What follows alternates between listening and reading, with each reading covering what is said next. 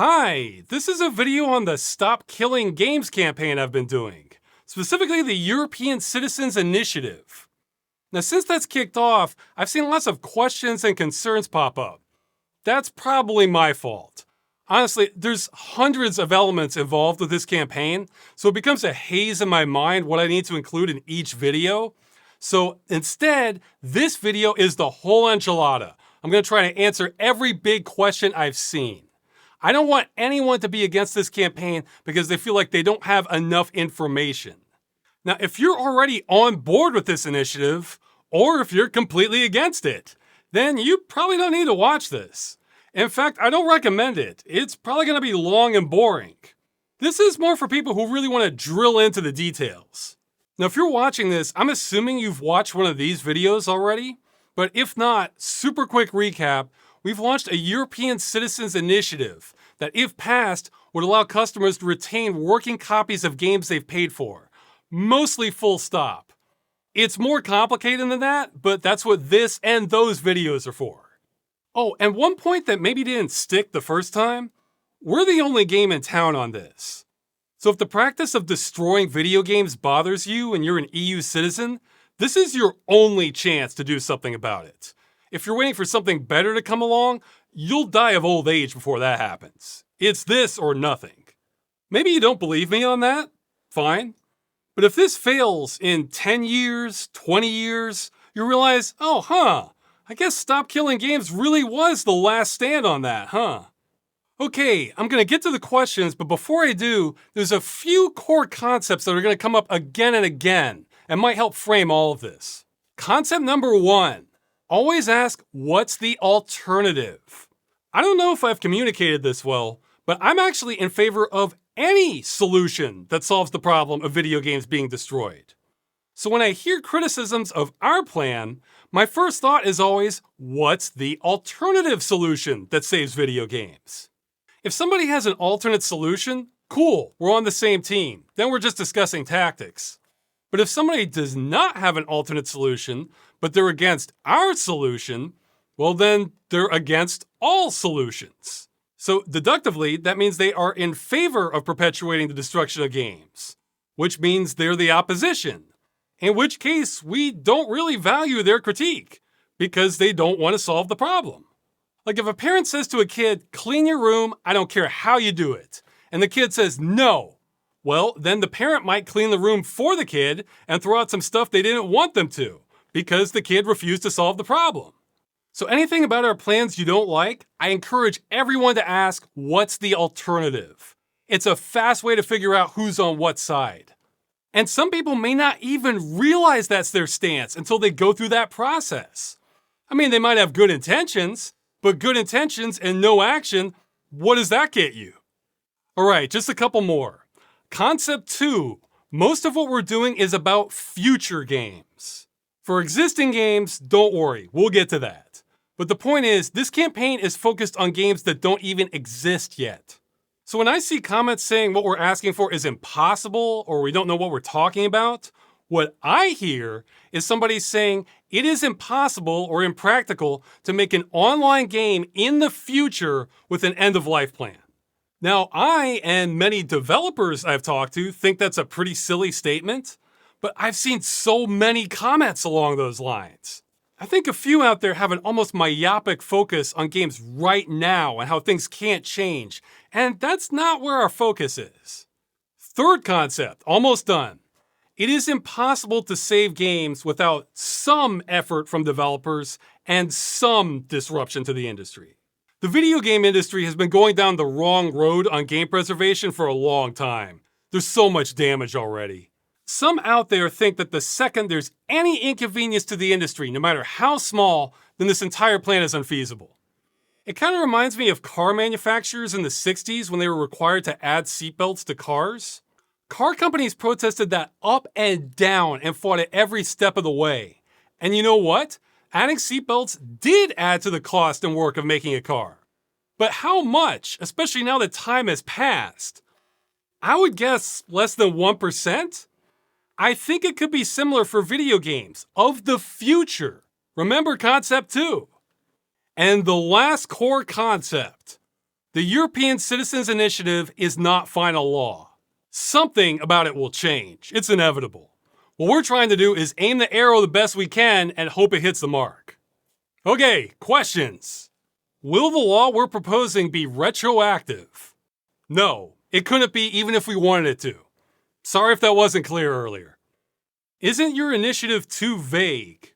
There's a few layers to this question, like remember concept 4. And it's not actually supposed to be final law. Like, did you know there's a word limit to it?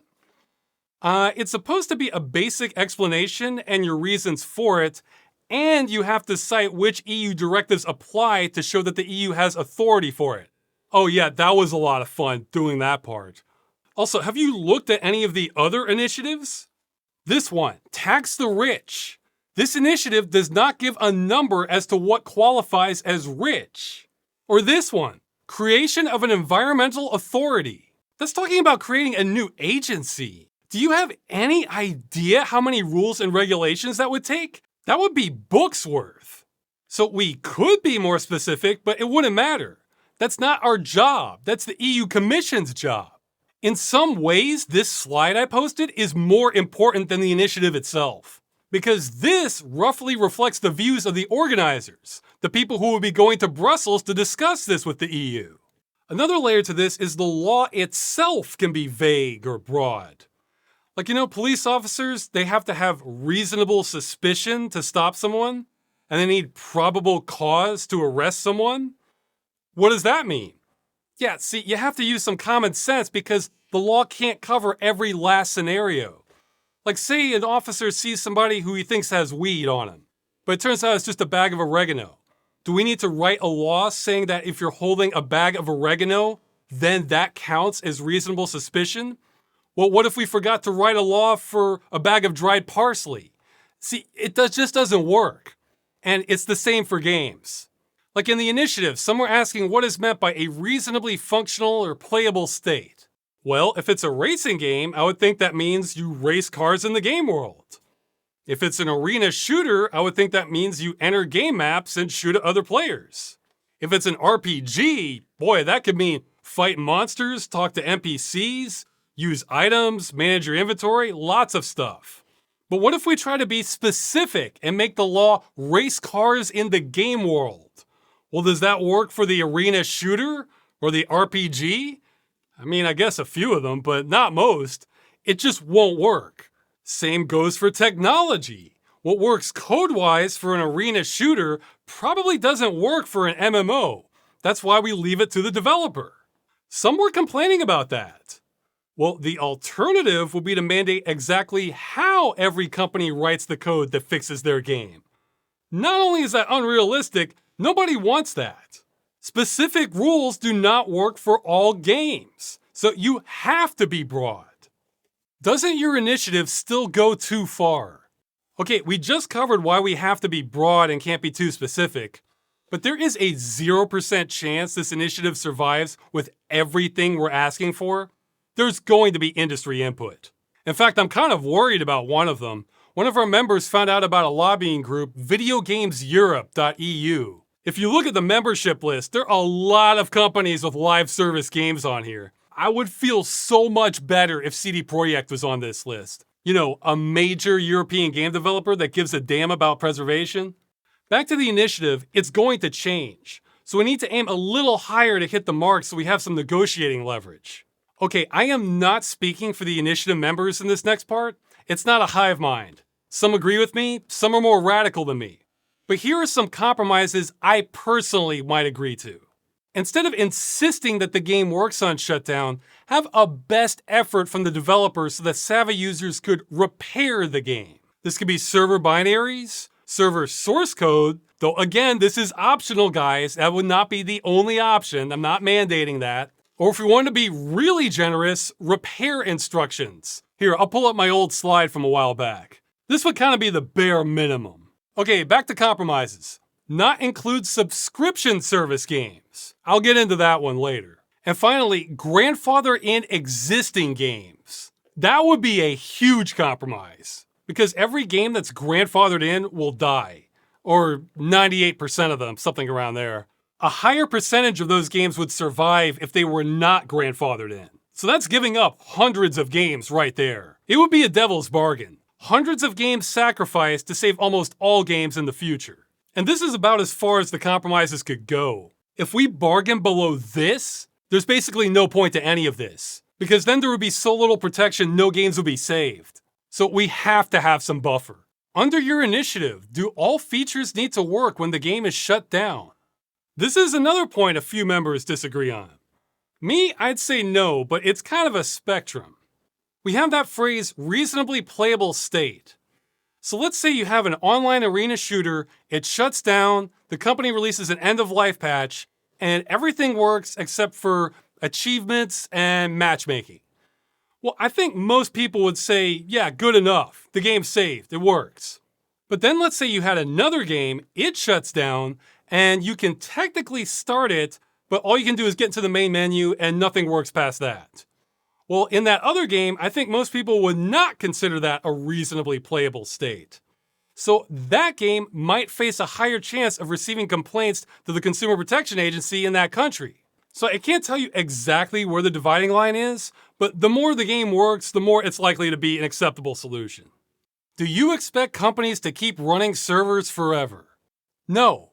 They can end support and turn off servers whenever they want. But they have to do it in a responsible way, like Gran Turismo Sport, Knockout City, Duelist, and so on. What about games that don't require a connection to the publisher or DRM servers, etc. when support ends to work? Nothing. Those kinds of games will be exempt from all of this. And that actually is most video games. Are any people involved with this initiative developers?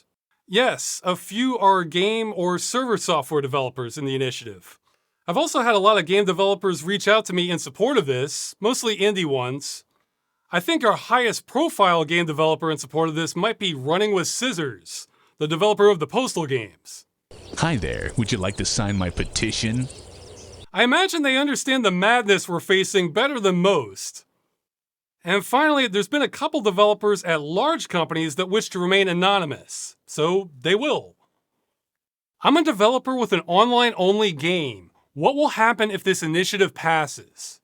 Okay, first off, I can't answer this question 100% because back to point 4, things will change. So a lot of this depends on what the EU decides. We'll start with existing games. You may have several options, though most of them are not ideal. But remember point 1 and point 3. Option 1, you can come up with an end-of-life plan to keep it working after shutdown, though that may not be possible. See, you could have licenses and middleware that you don't have permission to distribute, or you know what? Maybe you just don't want to work on the game anymore. I get it. Option 2, you could shut down the game before the law went into effect. Yes, that sucks. But you think it doesn't suck for the consumer every time every other game gets shut down?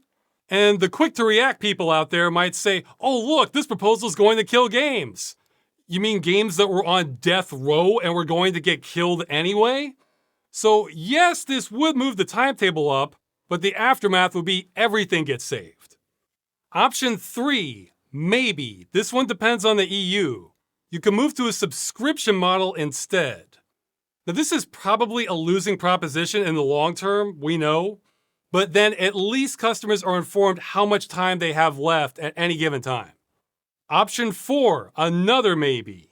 Make a best effort to let the customer repair or run the game after shutdown. So this could be server binaries, maybe server source code, again, not mandatory, releasing packet documentation, I'll bring up that slide again, removing DRM, and so on. Something to give users a fighting chance. And option 5, another maybe, all games get grandfathered in and none of this applies to existing games. This would kill the most games, but this is probably the option most developers would want. Now that's for existing games. For future games, it's everything I just mentioned, which have multiple maybes, except for grandfathering and shutting down before the law is active, obviously. I realize this is less than ideal, but remember point 3. We have to break the loop of games being designed with no end-of-life plan. Otherwise, this excuse gets perpetuated forever and progress becomes impossible. Now, one thing I think some developers aren't considering is if this passes and it becomes a known requirement, I think there's going to be a gold rush for middleware developers to come up with easy solutions to create an end-of-life build for your game. The market forces would be enormous. I'm trying to keep it real. This is not an ideal situation, and we actually want this to be as easy as possible on developers. But remember point one, what's the alternative that still saves games? I don't know how this works without some compromise from the developers. If the initiative passes, what would developers have to change for future games while the game was being supported? Well, visibly, absolutely nothing, though you really should have an end-of-life plan. Other than that, it's business as usual. You can still have microtransactions, loot boxes, DLC, whatever. Would this initiative affect subscription games? Well, that's another question that depends on what the EU says. Personally, I think it's very unlikely because that doesn't fit well with other existing consumer laws. I think the only way you could even make that argument would be that this is necessary for preservation, and most governments don't seem to care about that at all. However, I don't think this is a huge loss, since only a handful of games operate that way today. So if we can give up those, but then save 99% of other games, I'm willing to make that bargain. Won't lots of games turn subscription only if this passes? Well, first, I think that's very doubtful, but if this were to happen, I'm not sure you could even blame this on us. The thing is, we've been here before. In the 2000s, lots of publishers were trying to cash in on the success of EverQuest and especially World of Warcraft. There were MMOs popping up left and right with subscription fees, dozens of them. Almost all of those either died out or went free to play. It turns out a lot of people don't like having to pay money every single month for several games. The market's only so big. Nowadays, it's mostly just the old guard that survived, like World of Warcraft, Final Fantasy games, EVE Online. The market for subscription games is only so big, and publishers know this. Otherwise, they'd be cramming these subscription games down our mouth. Speaking of which, this is already happening, or trying to. EA and Ubisoft have subscription services. PlayStation Now, Game Pass. Stadia died, thankfully, and it had exclusives. Well, what happens when these other subscription services decide, hey, we should have exclusives too that you have to rent to play? We're already on this trajectory, so there's not a lot to lose here. But I don't think we're going to lose much on these lines anyway. You're talking mostly about live service games. Isn't it unreasonable to expect to own a service? Oh boy, this is going to be a long answer. This one gets into the weeds. First, let's talk about the legal answer to this. In Europe, the United States, forget it. Subscription-based games, I don't think we have a leg to stand on in regard to commerce law. So that's World of Warcraft, Final Fantasy XIV, and so on. These games tell you exactly when they end, and that's what normal services do. So yeah, I don't think there's anything in the law that gets us there, and as I mentioned earlier, I also think it's a hard ask. But what about other live service games? Ones that you buy once, then that's it. So games like The Crew, Destiny, Overwatch. It is not clear in multiple countries if those are goods or services. You pay a one-time fee for a product with no stated expiration date. That sounds like a good. But it depends on an external service, except you're not told how long that lasts. So that doesn't really meet the full definition of a service commercially either. Now you can buy lifetime memberships to things, but those are associated with the business operating. So if I bought a lifetime membership to a gym, then it's canceled after 4 years, but the gym is still operating and trying to sell me a new lifetime plan? I'd be pissed. I think you could sue for that. The Culling 2, a one-time purchase, lasted 8 days before shutdown. Guild Wars, also a one-time purchase, has been going for over 19 years. So how can customers make an informed decision with that kind of spread? Consumer laws can get picky about that sort of thing. If I bought a warranty for a dryer and the company refused to tell me how long that warranty lasted, maybe it's a week, maybe it's 5 years. We're not going to tell you. How the hell would that be legal in other industries? So just because they call themselves service games doesn't mean they fit the legal definition of a service. So that's the legal side, but let's move into the philosophical side. I am not aware of any live service game that couldn't be converted to something you couldn't preserve forever if customers had access to the code. Okay, now this here is just my outlook, but with the service game, there's stuff I consider a real service and an artificial service. The real services take real people doing something. So that would be player moderation, creating new content, bug fixes, technical support, and the cost and convenience of running company servers. There's more. The point is, this all takes real people actively working. If they stop, so does the service. Now, the artificial service is being able to run the game. The only reason it's a service is because the code is being withheld. Unlike the other column, no human even needs to be alive for this part to work, because the work was already done. The second the customer has a copy of the server software, it ceases being a service. Yeah, I might need some custom hardware, but preservationists will jump through those hoops. And it's not like they're freeloaders. The customers have already paid the company money for the game. Sometimes a crap load of money. And it's insult to injury that many games will just give you the server side as part of your purchase. So even on a conceptual level, we are really stretching definitions to call this part of the game a service. And let me tell you a secret. Any game can be made into a service game. Like take Super Mario Bros. You can remove the Goombas and the power block locations, hold that data server side, and then lock you out in the menu until you authenticate. Now, Super Mario Bros. Is a live service game that will brick if the company shuts it down. Hooray! All this crap that prevents you from playing the game is artificial. Now, of course, it makes sense to keep running it as a service because you can make a lot of money that way.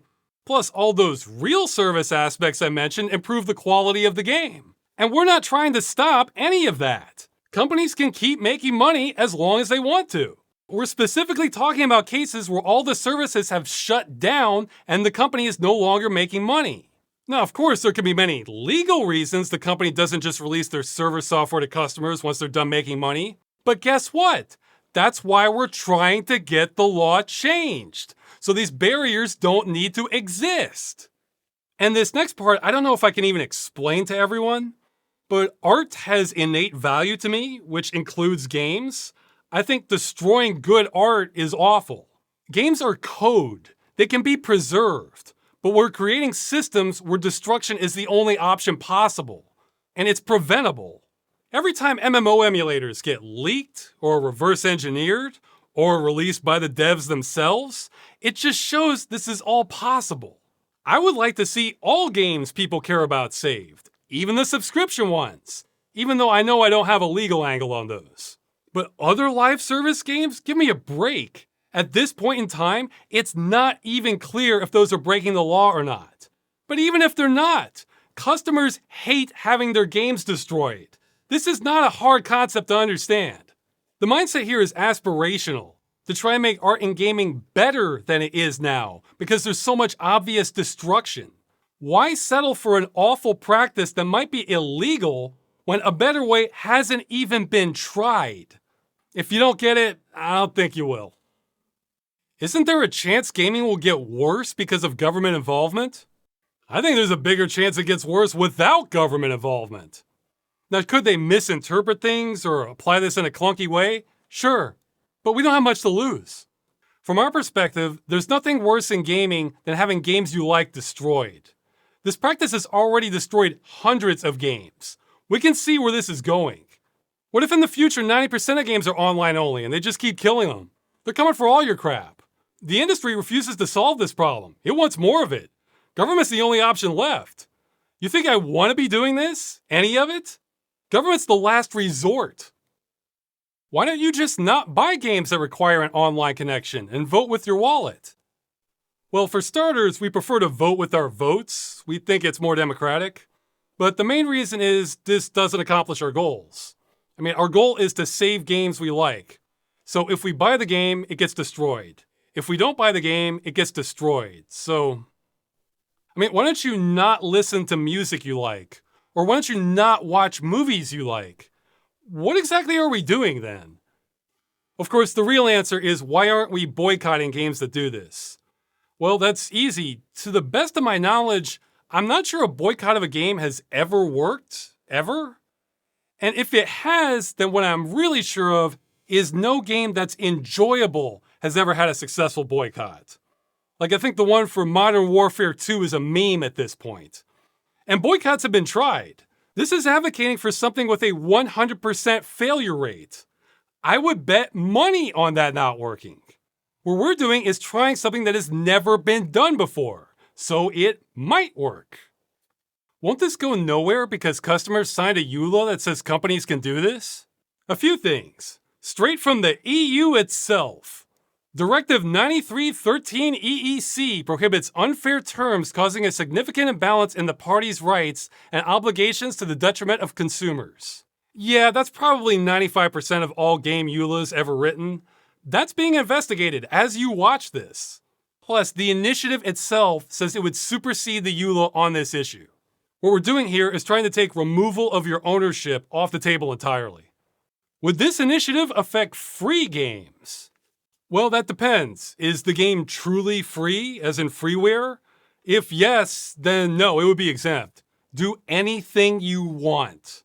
But if it's free to play and has microtransactions sold as one-time purchases with no expiration date, then you're not entitled to the game, but you are entitled to those purchased microtransactions, which need the game to function. So, yes. Doesn't this initiative intrude upon developer rights and freedom? That is a valid argument to make, and we respect it 100% for free games. But once you start taking money to sell or lease something, you enter the world of commerce. And taking people's money means you're assuming more responsibility for your actions. Every nation has rules on this. So technically, yes, but that's to balance with buyer rights and freedoms. If a health inspector tells a restaurant it needs to follow certain procedures, does that intrude upon a chef's rights and freedoms? Yes, but as a society, we generally think that's worth it. Now that's about safety. This is about preservation and consumer rights. Under your proposal, when a game shuts down, does that mean everyone gets the game for free? No, only existing customers will be entitled to their copies. Now, that's less than ideal for preservation, but to have anything else would have to upend copyright law, and forget it. Besides, you never know. Some companies just release old games for free anyway, but it would be their choice. What about people who are banned from online games? Well, as long as the company's still supporting the game, they still stay banned.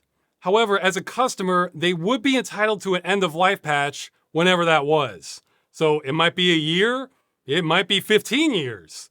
Could be a pretty long ban. To have anything else would create a loophole for developers where they could just ban all customers at the end of life and skirt around the requirement that way. So, wouldn't this make cheating rampant in games? You know, I've seen this question before and I'm always confused by it. So maybe I'm not getting something here. Nothing would go into effect until the game is shut down. So I don't know how that would change anything compared to now. Online games are under assault by cheaters all the time, even without this initiative. Now, if you're talking about the potential to cheat in games post-shutdown, then yes, cheating could be very rampant. But why would that matter? Because the alternative would be a completely dead game. Usually what happens in these cases is small communities emerge and they kind of self-police to keep cheaters out. But yeah, I might be confused on this question. I still don't quite get it. What if players purposefully try to tank a game knowing they can get an end-of-life build if they do it? Well, again, only paying customers would be entitled to an end-of-life build, so they would still have to pay for that privilege. But I think most people who buy a game want to play that game, and the experience tends to be a lot better while it is actively supported, so there's an incentive to keep it going. But this is already a risk of online games. I just mentioned earlier, they're constantly under assault by people trying to force cheats or exploits or whatever. I guess if it gets really bad, you can sue. Bungie sued that cheat maker and they won. Plus, isn't there an entire anti-cheat industry focused on this? I think what might happen is you might see an increase of attempts of that at first due to the novelty of it, but then incentive will probably drop to where it is now already. What about console games? Are they covered? This one gets tricky. The answer is yes, but it's another one that depends on what the EU says. It might not be possible to release the server on the console also, so what they would have to do is release the server software for another platform that you could host elsewhere, and then be able to point the console towards that separate server. But where it gets muddy is when you need to pay the console maker just to have that internet access in the first place. So there could still be liability, but it would be off the game publisher's shoulders at that point and onto the console makers. And it's not clear to me if the console maker would take liability when that game shuts down or when they discontinue the console.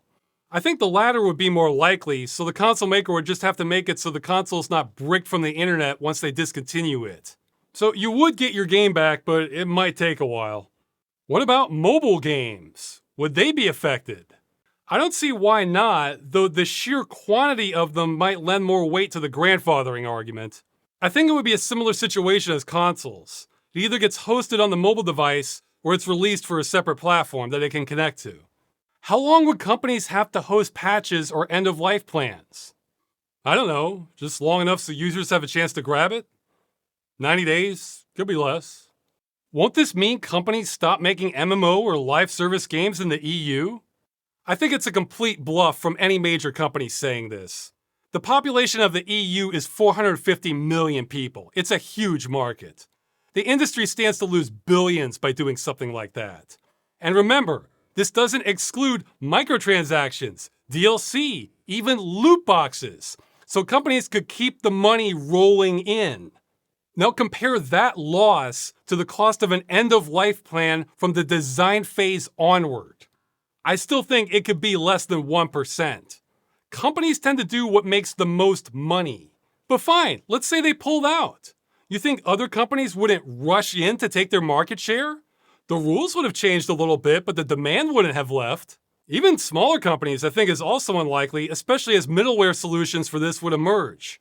However, point 3, the in-between phase could be rocky. But to think that they're going to go away? Yeah, I guess if companies suddenly stop liking money. Wouldn't it be a security risk for companies to release their server software? Mostly no, but there are some cases, yes, this is a valid argument. Particularly when a company shuts down a game, but they have a new game that runs on the same engine. So if users find exploits on the old engine, they have them for the new one potentially. I swear I'm not trying to be dismissive, but I have to call on points 1 and 3 again. So the question is, are these outlier cases where this is a problem a good enough excuse to destroy all online-only games? Of course, I'm going to land on no. The cost is too high for everyone else. Is this only about single-player games or multiplayer too? I'll answer that question with a question. What does Destiny 2, The Crew, Need for Speed 2015, and The Division all have in common? Are they single-player or multiplayer games? Yes. So even if we didn't care about multiplayer at all, which isn't the case, the industry has forced our hand. So in order to save single-player in games like these, we have to save the multiplayer also because they've merged it all together. Otherwise, they would just get exempt on almost every game. Plus, an arena shooter with 8 players? Or 12? You can't have an end-of-life plan for that? Give me a break.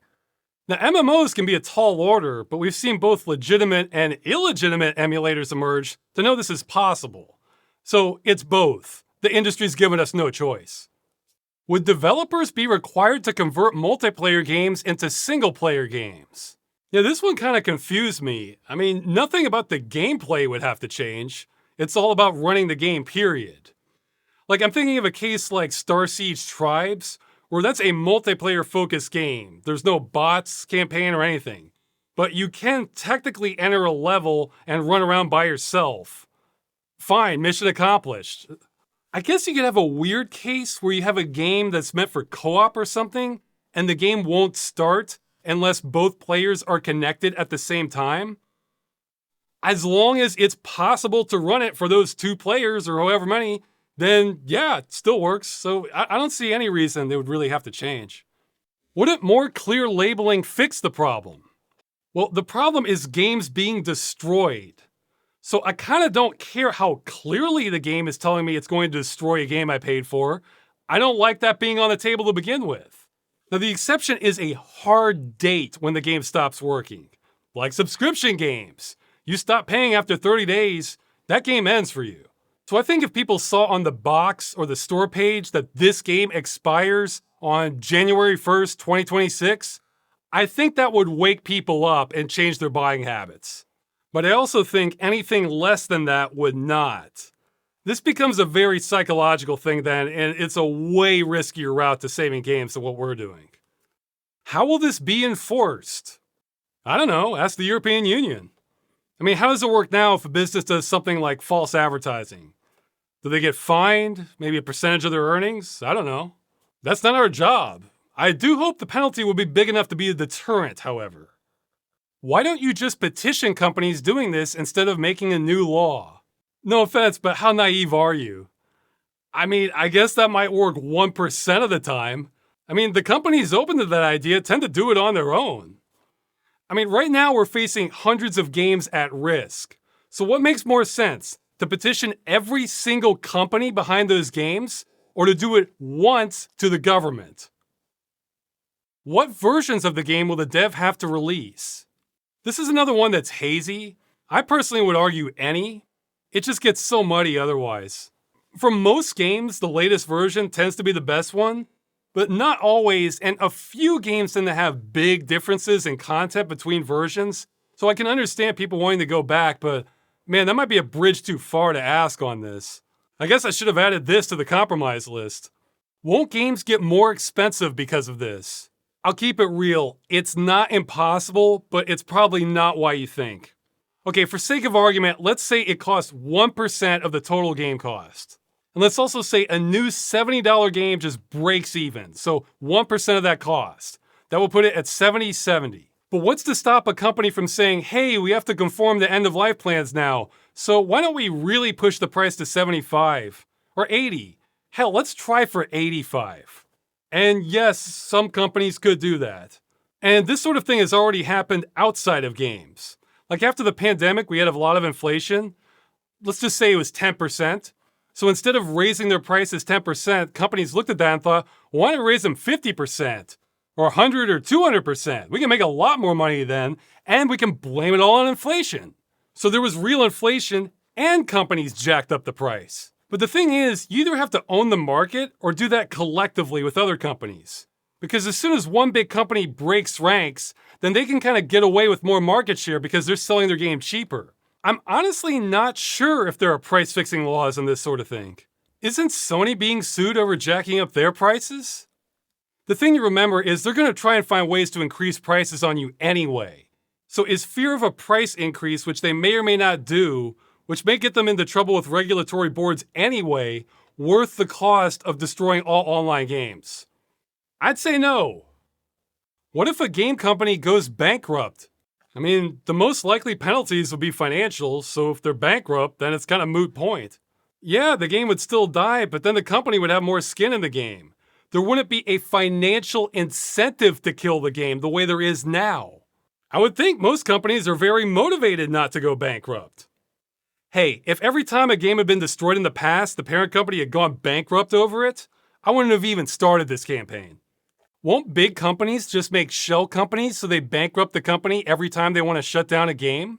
Again, it's not impossible, but remember, companies like to make money. So is the cost of shuttering an entire studio and cooking the books to make them bankrupt and spinning up a new studio for the next game more than having an end-of-life plan? Plus, this will make having a good reputation kind of impossible. What about games that are so huge in scope they can't be hosted on home computers? Well, I think this leads more credence to the best effort solution. I can think of two examples. One is EVE Online. I believe it can host up to 500,000 players simultaneously. Yeah, no customer system's going to be able to do that. But if they had to shut down, does that mean they can't release an end-of-life build where maybe 100 could connect? Or maybe they just release the server code, let the community figure out, and they decide how many custom resources they want to throw at this for how many players. Another case I'm thinking of is Microsoft Flight Simulator, where in order for that game to look its best, it has to connect to Bing Maps, which has 2 petabytes of data it's accessing. So if that game had to shut down, I think it would be reasonable for them to say, okay, here's all the data, we'll keep it hosted for 90 days or so, good luck trying to download it, You're on your own now. As long as it's possible in some capacity, that's the main point. The players can deal with all the rough edges. Don't some games deserve to die? Actually, yes. But one man's trash is another man's treasure. So that's a subjective assessment. If you've paid money into the game, then you should have a voice on whether you get to keep it or not. If all online games were awful, then yeah, this initiative wouldn't be necessary. But that's not reality.